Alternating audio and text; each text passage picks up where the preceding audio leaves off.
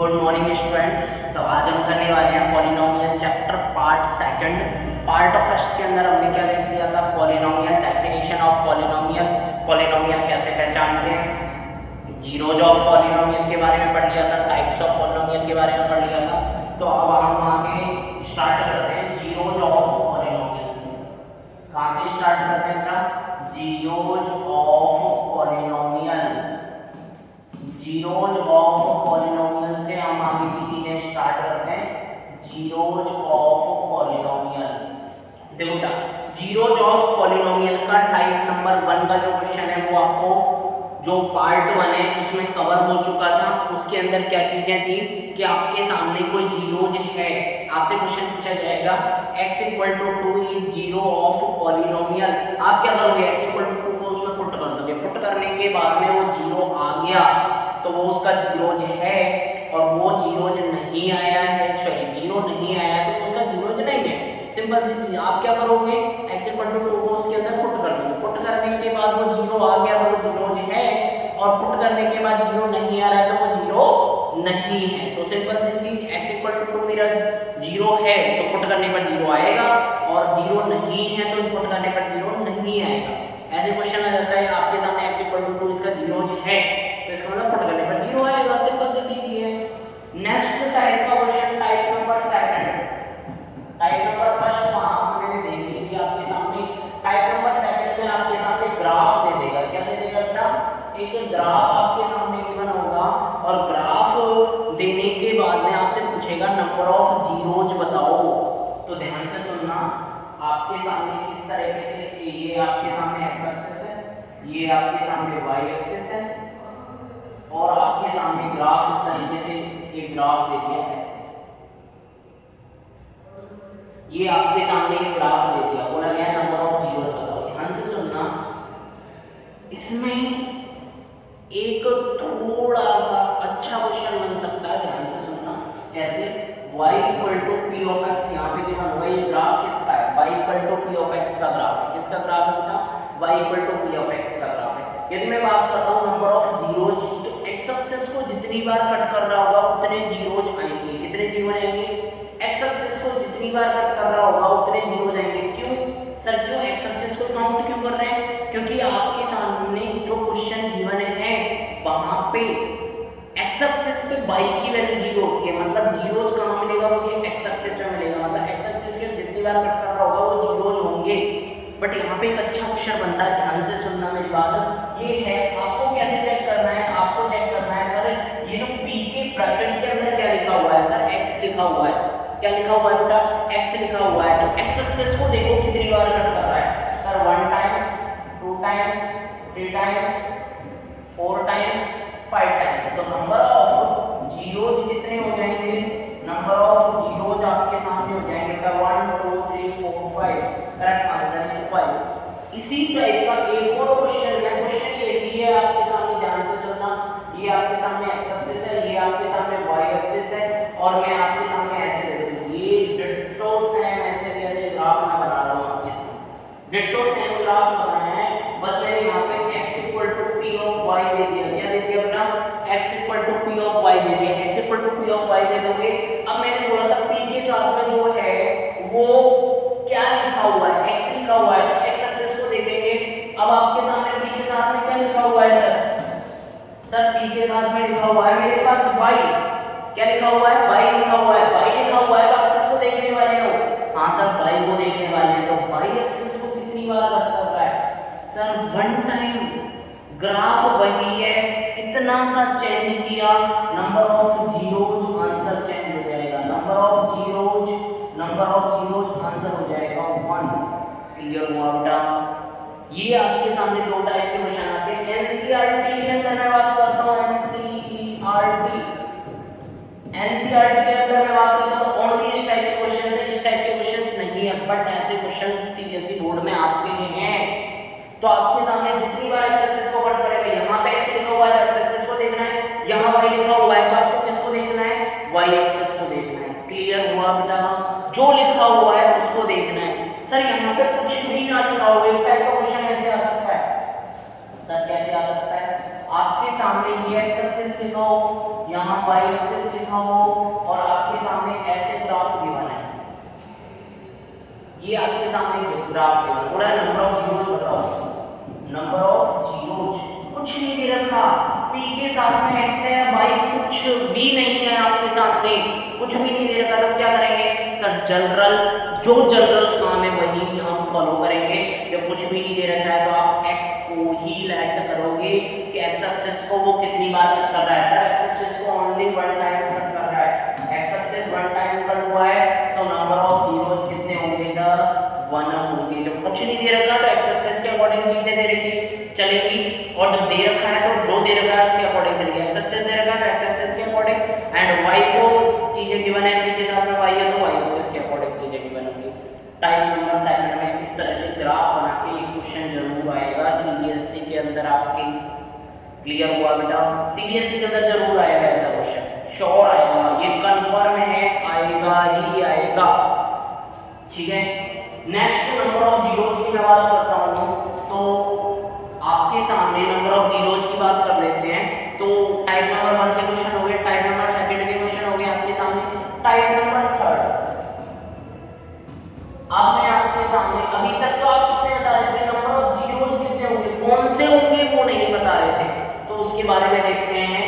तो आपके सामने क्या पढ़ने वाले हैं हम, फर्स्ट लीनियर पॉलिनोमियल, क्या गिवन है बेटा, लीनियर पॉलिनोमियल गिवन है आपके सामने, क्या गिवन है, लीनियर पॉलिनोमियल। यदि मैं बात करता हूं the general form of linear polynomial is given by ax plus b where a not equal to 0, आपके सामने जनरल फॉर्म की मैं बात करता हूं, किस फॉर्म की, जनरल फॉर्म की आप बात करते हो, तो general form of linear polynomial is given by p of x equal to ax plus b। Sir a की वैल्यू 0 क्यों नहीं हो सकती, देखो बाय चांस एक 0 हो गया तो आपके सामने x का कोएफिशिएंट 0 हो जाएगा, और x का कोएफिशिएंट 0 हो गया तो x रिमूव हो जाएगा, और रिमूव हो गया तो कांस्टेंट ही रह गया, डिग्री बन ही नहीं रही, और डिग्री बन नहीं गई तो लीनियर बचेगा क्या, नो, इस वजह से a की वैल्यू 0 नहीं हो सकती, तो a की वैल्यू 0 नहीं हो सकती, तो लीनियर पॉलिनोमियल क्या बचेगा मेरे पास, ax plus b, जीरोज मुझे फाइंड करने हैं, जीरोज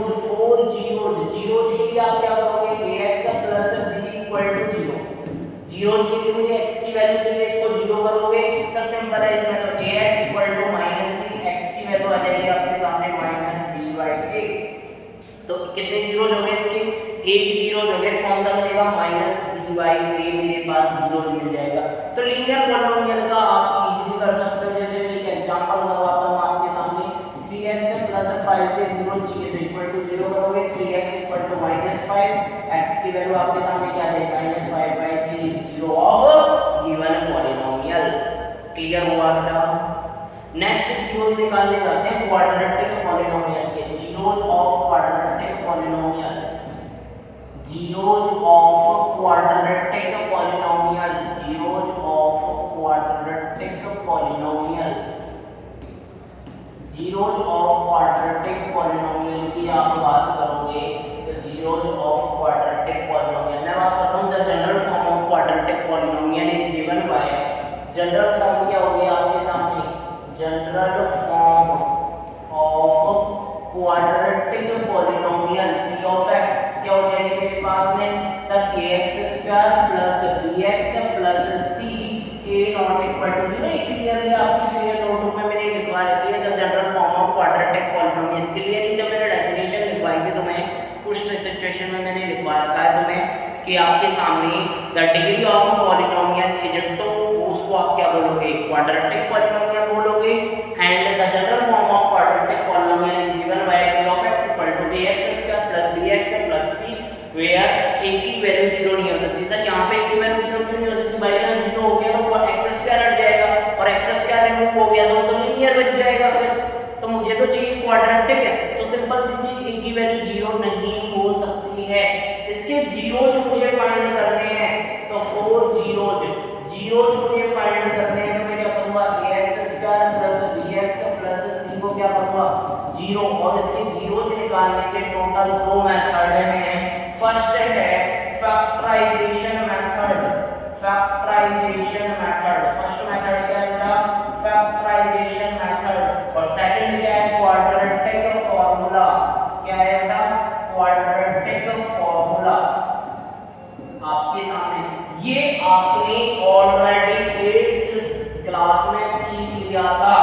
फैक्टराइजेशन मेथड ऑलरेडी आप सीख चुके हो।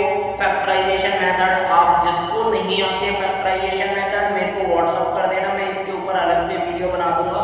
ये आप ऑलरेडी सीख के आए हो कि फैक्टराइजेशन मेथड क्या होता है, राइट। तो फैक्टराइजेशन मेथड तो आप ऑलरेडी पढ़ चुके हो। मुझे पढ़ाना है क्वाड्रेटिक फॉर्मूला।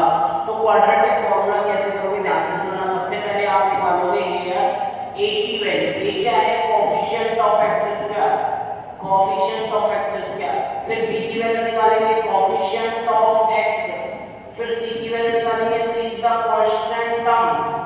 क्या है बेटा, सी कांस्टेंट टर्म। एक चीज ध्यान से रखिए, विद साइन लेना है, नेगेटिव है तो नेगेटिव, पॉजिटिव है तो पॉजिटिव।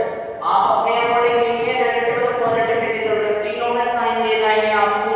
जैसे मेरे पास एक इक्वेशन दे रखी है x square minus 5x plus 6, इसके जीरोस मुझे फाइंड करने हैं। a की वैल्यू हो जाएगी 1, a की वैल्यू हो जाएगी 1, b की वैल्यू मेरे सामने लेंगे -5, c की वैल्यू हो जाएगी आपके सामने 6। तो a की वैल्यू -1, b की वैल्यू आपके सामने 5 एंड c की वैल्यू हो जाएगी आपके सामने 6। तो आपके सामने क्वाड्रेटिक फार्मूले की मैं बात करता हूं। तो क्वाड्रेटिक फार्मूला क्या है, ध्यान से सुनना। क्वाड्रेटिक फार्मूला है आपके सामने x -b plus minus root over b square minus 4ac upon 2a। ये आपका क्वाड्रेटिक फार्मूला है। x -b plus minus root over b square minus 4ac upon 2। आप सारी वैल्यूज को यहां पुट करोगे। पुट करने के बाद x की दो वैल्यूज आ जाएंगी आपके सामने। क्या वैल्यूज आ जाएंगी, x के दो जीरो आ जाएंगे और एक जीरो को आप नाम देते हो अल्फा, माइनस b प्लस वाले को नाम देते हो आप अल्फा नाम देते हो और दूसरे वाले को नाम देते हो आप beta. Beta equal to -b minus root over b square minus 4ac upon 2a। अब ध्यान से सुनना, ये जो b स्क्वायर माइनस 4ac है उसका नाम होता है, इसको एक नाम दे देते हैं d। क्या नाम देते हैं बेटा, d। और d को नाम देते हैं, d का क्या नाम होता है, डिस्क्रिमिनेंट। क्या नाम होता है बेटा, discriminant. d is the discriminant. तो बहुत बार क्वेश्चन आता है आपके सामने, what is the value of discriminant. Discriminant की वैल्यू क्या होगी, b स्क्वायर माइनस 4ac।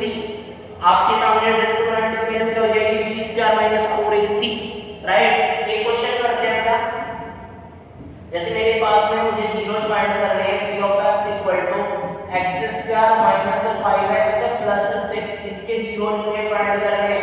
तो सबसे पहले आपने गिवन लिखा, ये आपके सामने पॉलिनोमियल फाइंड क्या करना है, zeros of p of x।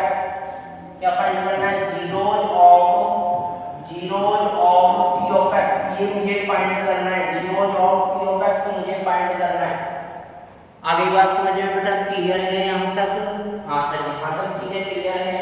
Solution start करते हैं। तो सॉल्यूशन स्टार्ट करने के लिए दो मेथड है, वही first method factorisation method, second method आपके सामने क्वाड्रेटिक फार्मूला। मैं दोनों मेथड से करके बता रहा हूँ, एग्जाम में कोई एक ही मेथड अप्लाई करना है, दोनों नहीं करने हैं, एक्स्ट्रा वर्क नहीं करना बेटा। पेपर में उतना ही टाइम मिलता है, आप फालतू में टाइम वेस्ट नहीं करोगे।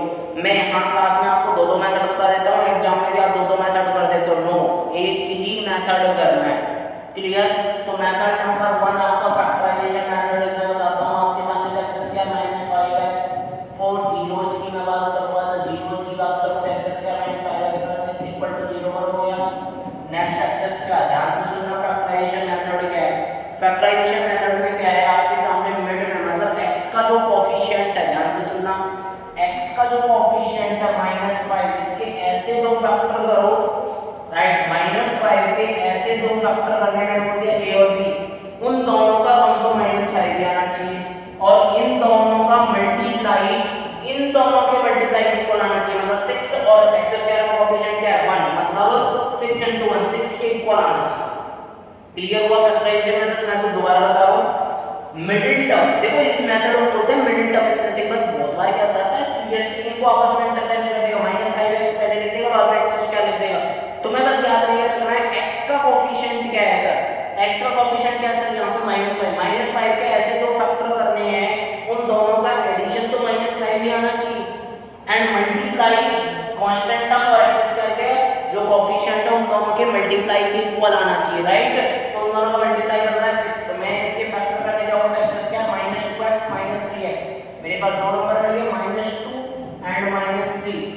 तो आपके सामने फैक्टर आप क्या करोगे, स्टार्टिंग की जो दो टर्म है उनमें जो कॉमन आ रहा है वो कॉमन लो, x कॉमन आ गया, x माइनस 2 माइनस 3 कॉमन आ गया, x minus 2 equal to 0,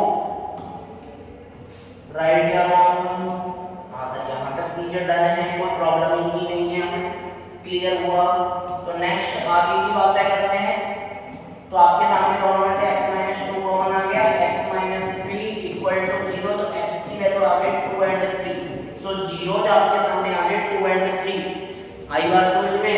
but ये भी सिंपल सी चीज में बात करता हूँ, क्वाड्रेटिक फार्मूला, तो क्वाड्रेटिक फार्मूले में ज्यादा कुछ दिमाग नहीं लगाना है, वहां फार्मूला है, a की वैल्यू देखो, b की वैल्यू देखो, c की वैल्यू देखो, सारी वैल्यूज को पुट कर दो, आपका आंसर आ जाएगा। यहां लिखने स्टार्ट करते हैं यार, a की वैल्यू आपके सामने 1 है, b की वैल्यू -5 है, c की वैल्यू देखने जाता हूं 6। Using quadratic formula, using quadratic formula x equal to -b plus minus root d upon 2a, मैंने d लिख दिया क्योंकि मेरे पास में d की जो वैल्यू है वो आपको खुद को पता है, माइनस, अब यहाँ स्टूडेंट गलती करते हैं, -5 लिख देता है, b की वैल्यू -5 है और माइनस फॉर्मूले में, तो माइनस दो बार आ चुका है यहाँ पे, रूट ओवर b स्क्वायर -5 का whole square -4 1 into 6 upon 2a, clear हुआ बेटा? और ये ध्यान रखना है जो 2a है ना, ये जो 2a है वो कंप्लीट पूरे पे 2a है, बहुत स्टूडेंट ओनली इस पे लगा देते हैं, ओनली इस पे, राइट? ये कंप्लीट पूरे पे 2a है, ये कंप्लीटली पूरे पे 2a है, ठीक है? Equal to 5 plus minus root over 25 minus 24 upon 2। अच्छा, a की वैल्यू मैंने पुट नहीं की है, a की वैल्यू पुट नहीं की है, तो यहाँ a की वैल्यू पुट कर देते हैं, 2 into 1, तो 2 आपके सामने x equal to 5 plus minus 25 minus 24 आपके सामने आएगा 1, 1 का रूट क्या होता है? 1 ही होता है, अपॉन 2, राइट? इनको सॉल्व करने के लिए जो हम एक बार प्लस लेके सॉल्व कर देंगे, एक बार माइनस लेके सॉल्व कर देंगे, तो सिंपल सी चीज ये है आपके सामने, एक बार क्या लेके सॉल्व करेंगे बेटा? प्लस लेके सॉल्व करेंगे, एक बार माइनस लेके, इन द सेंस x की वैल्यू आ गई 5 प्लस 1/2 और x की वैल्यू आ गई 5 minus 1/2, in the sense 5 plus 6 6/2, 6/2 करोगे 3 और आपके सामने x की वैल्यू आ गई 4/2 मतलब 2, तो x की वैल्यू आ गई बेटा 2 एंड 3। वही आंसर मेरे पास में किससे आ रहा था? फैक्टराइजेशन मेथड से वही आ रहा था, किससे? मेथड यही आ रहा। तो तीन टाइप के क्वेश्चन आते हैं जीरोज ऑफ पॉलिनोमियल से। फर्स्ट आपको डायरेक्ट बोल देगा 2 is the zero of polynomial, तो आपको उसमें पुट करना है, पुट करने के बाद वो जीरो के इक्वल आ जाएगा, सिंपल क्वेश्चन सॉल्व हो जाएगा, राइट? एंड नेक्स्ट आपके सामने ग्राफ वाले क्वेश्चन आते हैं, नेक्स्ट जीरोज फाइंड करने वाले आते हैं, जो मैंने आपको लीनियर पॉलिनोमियल के बता दिए, क्वाड्रेटिक पॉलिनोमियल के मैंने बता दिए, और सर क्यूबिक पॉलिनोमियल के 99% 10th क्लास में नहीं पूछे जाएंगे, कभी नहीं पूछे जाएंगे सीबीएसई बोर्ड में, बाय चांस पूछे जाते हैं। मैं आपको आगे बताऊंगा, वीडियो के अंदर ही आपको आगे टॉपिक आएगा, उस टॉपिक में क्यूबिक पॉलिनोमियल के रूट्स फाइंड करना सीखेंगे, क्लियर है बेटा? ओके, तो यहाँ तक की चीजें कवर हो चुकी है बेटा, और आगे स्टार्ट करते हैं, आगे स्टार्ट करते हैं बेटा। आगे का जो टॉपिक है हम पीपीटी से कवर करने वाले हैं, आगे का टॉपिक है हमारा रिमाइंडर थ्योरम। क्या टॉपिक है बेटा? Remainder theorem. देखो ध्यान से सुनना मेरी बात, जो रिमाइंडर थ्योरम बहुत सिंपल टॉपिक है, लेकिन स्टूडेंट बहुत ज्यादा गलती करते हैं। क्या करते हैं? बहुत ज्यादा गलती करते हैं। एक बार रिमाइंडर थ्योरम से पहले, रिमाइंडर थ्योरम से पहले एक और टॉपिक पढ़ा रहा हूं, रिमाइंडर थ्योरम से पहले एक और टॉपिक पढ़ाते हैं, और वो है डिवीजन एल्गोरिथम। क्या है बेटा?